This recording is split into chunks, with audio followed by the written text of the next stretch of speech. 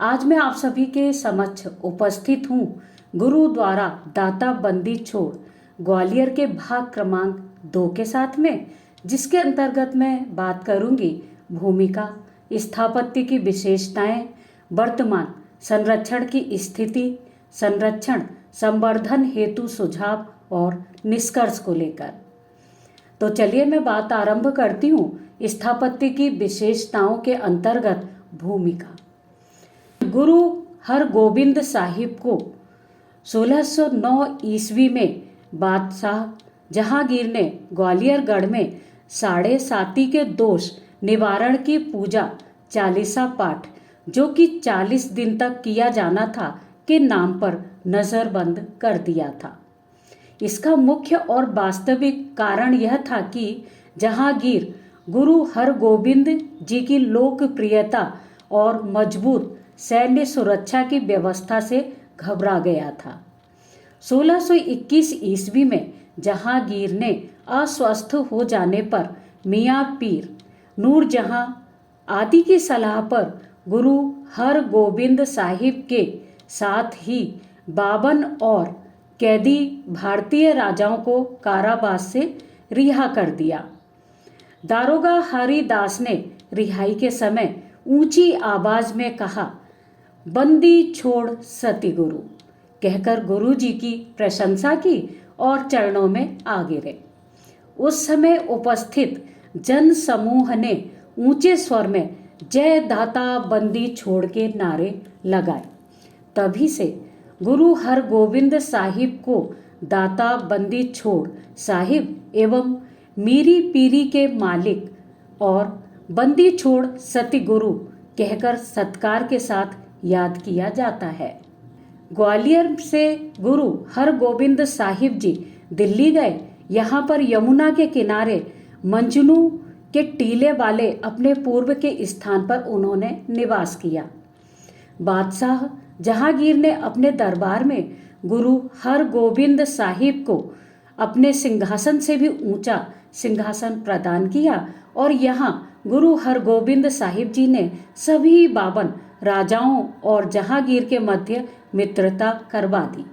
इसके बाद श्री अमृतसर साहिब पहुंचकर घोड़ों से उतरकर गुरु जी ने 5 सिखों के साथ जाकर सबसे पहले हरि मंदिर साहिब में मत्था टेका, परिक्रमा की और अकाल तख्त साहिब के सम्मुख खड़े होकर शुक्राने की प्रार्थना की। अब उन्होंने माता जी को माथा टेका और कड़ाह प्रसाद बांटा गया। भाई गुरदास ने गुरु हरगोबिंद साहिब जी की गौरव गाथा लिखी है, जो इस प्रकार से है। पंज पियाले पंज पीर, छठम पीर बैठा गुरु भारी, अर्जुन काया पलट के मूरत हर गोबिंद सवारी, चली पीढ़ी सोड़ियां रूप दिखावन बारो बारी, दल भंजन गुरु सूरमा, बड़ योद्धा बहु पर उपकारी। चलिए अब हम बात करते हैं स्थापत्य की विशेषताओं के बारे में। तो सुनिएगा, ग्वालियर किले में जिस स्थान में गुरु हरगोबिंद साहिब का निवास स्थान था, वह सिखों का पवित्र धार्मिक स्थान बन गया है। कार सेवा इलाके की संगत की प्रेरणा होने के कारण संत बाबा गुरमुख सिंह जी, संत बाबा साधु सिंह जी और संत बाबा झंडा सिंह जी के जानशीन संत बाबा उत्तम सिंह जी खडूर साहिब अमृतसर पंजाब वालों की देख रेख में संत बाबा अमर सिंह जी ने 1668 ईस्वी में गुरुद्वारा बनवाना आरंभ किया था, जिसका नाम गुरुद्वारा दाता बंदी छोड़ रखा गया है। गुरुद्वारे का निर्माण श्वेत संगमरमर से किया गया है, जिसमें कहीं कहीं पर काले मार्बल का प्रयोग सजावट के लिए किया गया है। मुख्य द्वार भव्य है। यहाँ पर संगमरमर की शिलाओं पर फूल पत्तियां लता बेल उकेर कर निर्मित की गई हैं, जिसमें गुरुद्वारे के सौंदर्य में 4 चांद द्रष्टव्य है। प्राचीन कालीन गंगोला ताल वर्तमान में गुरुद्वारे का एक हिस्सा बन चुका है। इसके जल का प्रयोग पेड़ पौधों को सींचने के लिए किया जाता है। गुरुद्वारा 6 मंजिला है। गुरुद्वारा साहिब की उत्तर इमारत में पहुंचने के लिए 23 सीढ़ियां हैं। ऊपर द्वार के दोनों ओर सिंह की आकृतियां निर्मित हैं। यहाँ भी सुंदर फूल पत्ती बेल आदि निर्मित हैं। गुरुद्वारा दरबार भवन 6 मंजिला है। प्रथम मंजिल के ऊपर जाने के लिए 23 सीढ़ियां हैं जो कि भवन के अंदर दोनों ओर निर्मित हैं। ऊपर की मंजिल में चारों ओर गोख या बरामदा है। दरबार में स्वर्ण जड़ित गुरु हरगोबिंद साहिब जी की गद्दी है। नीचे 10 सीढ़ियां उतरने पर गुरु हरगोबिंद जी के उस स्थान के दर्शन किए जा सकते हैं जहां उन्होंने उपासना की थी। मुख्य दरबार हॉल में स्वर्ण सिंहासन की गद्दी पर सेवक चवर डोड़ाने का कार्य सदैव करते हैं और भजन कीर्तन हारमोनियम तबले आदि की संगत में प्रस्तुत किए जाते हैं, जिसे सुनकर हृदय भक्ति भावना से ओतप्रोत हो जाता है। वर्तमान में भजन कीर्तन की सेवा का कार्य गुरु जंत सिंह मैन जत्था कर रहे हैं। यहाँ पर निर्मित रेलिंग में स्वर्ण पॉलिश है। खिड़कियों की जाली स्टेनलेस स्टील की है। ऊपर बड़ा सा सुंदर फानुस लगा है जो अनायास ही यहाँ आने वाले सेवक का मन मोह लेता है। नियुक्त किए गए सेवक द्वारा कड़ा प्रसाद बांटा जाता है। रंगीन कांचों से अलंकृत गुरुद्वारे के गुंबद सोने के हैं।